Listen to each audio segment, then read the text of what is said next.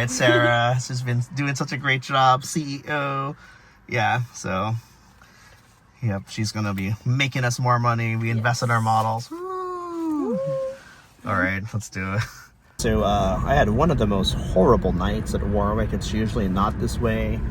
I don't know if it's competition, is it the lack of girls I'm bringing, and yeah, we'll talk about generational alpha male of the group, and this could apply for a female, right? So there are certain scenarios where you could walk up with 5 beautiful girls and get rejected at the door, and the promoter's goal is to steal the girls away from you, right? This is called AMOGing, alpha male of the group, right? So they would kind of DLV you, demonstrate lower value, embarrassing you, poking fun of you, kind of showing their dominance, and it's going to make you look bad in front of the girls, which causes the girls to mistrust you, which causes the girls to join their team instead of sticking in with you.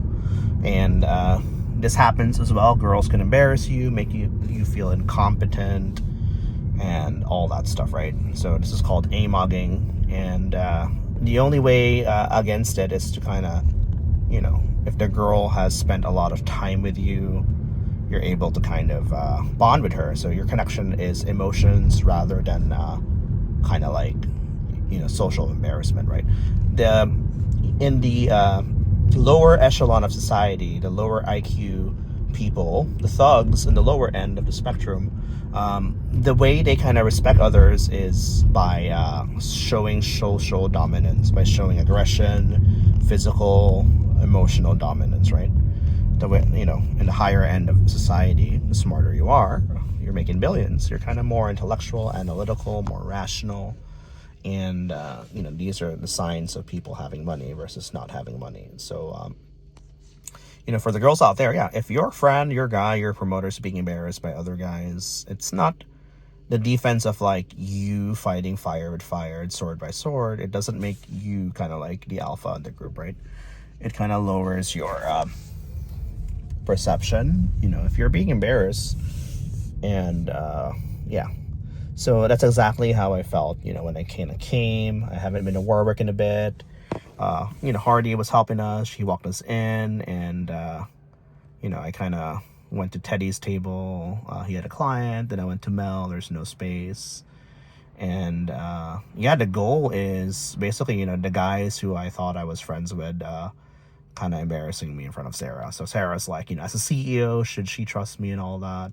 And yeah, no one wants to associate with, you know, the losing team, right? But the issue is we're here trying to change, you know, nightlife culture, kind of end this toxic cycle, you know, where newer promoters get kind of shoved down and embarrassed, and it's hard for girls to kind of respect who no one respects, right?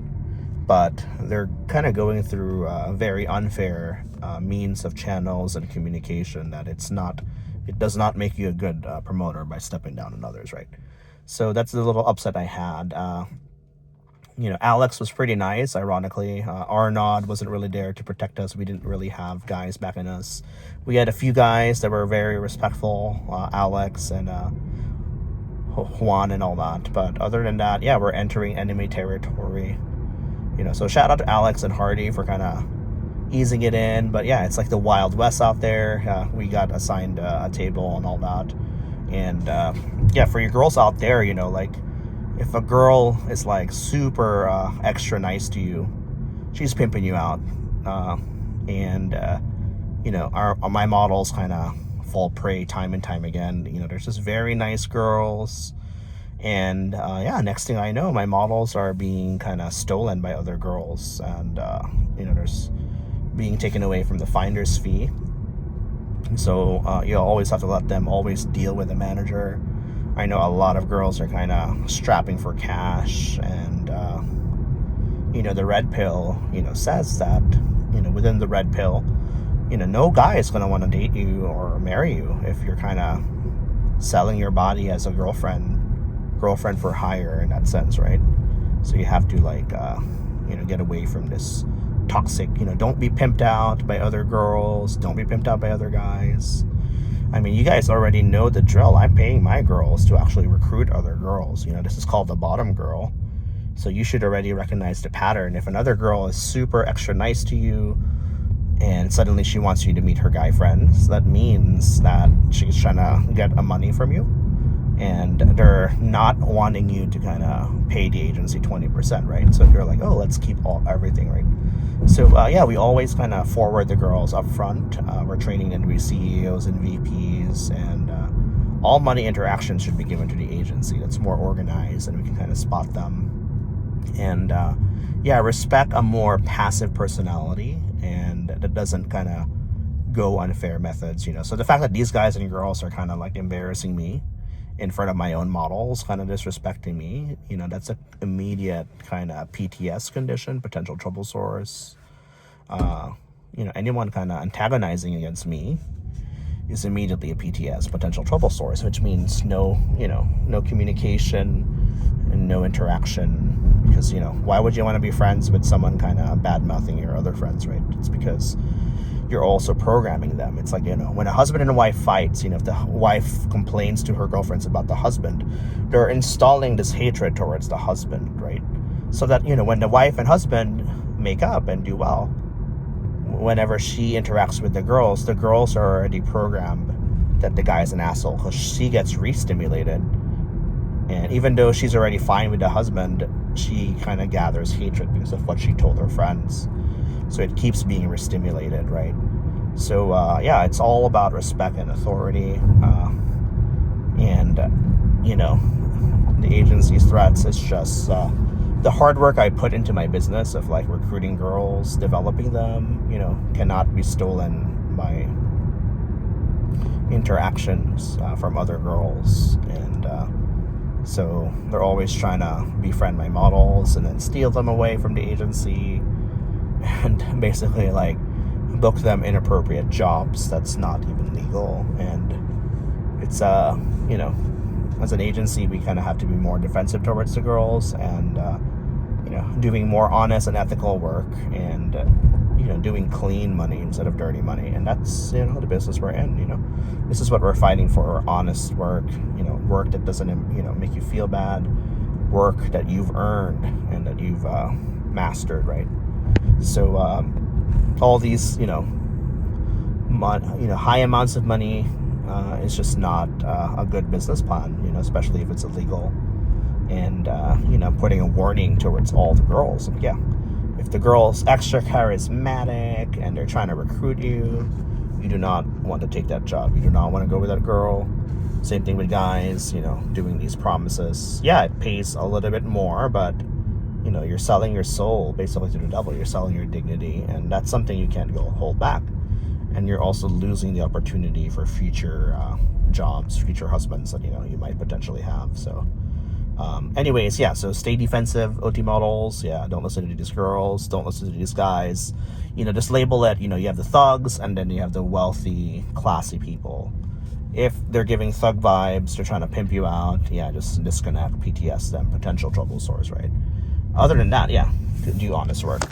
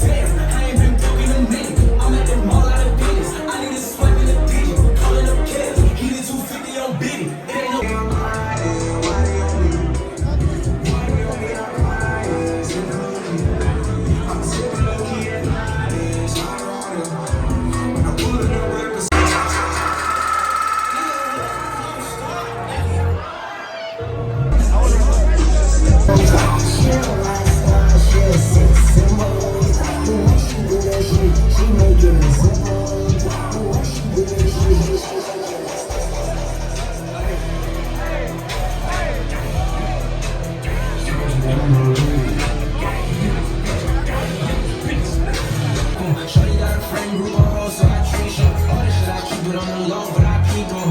Cause I'm stuck up in the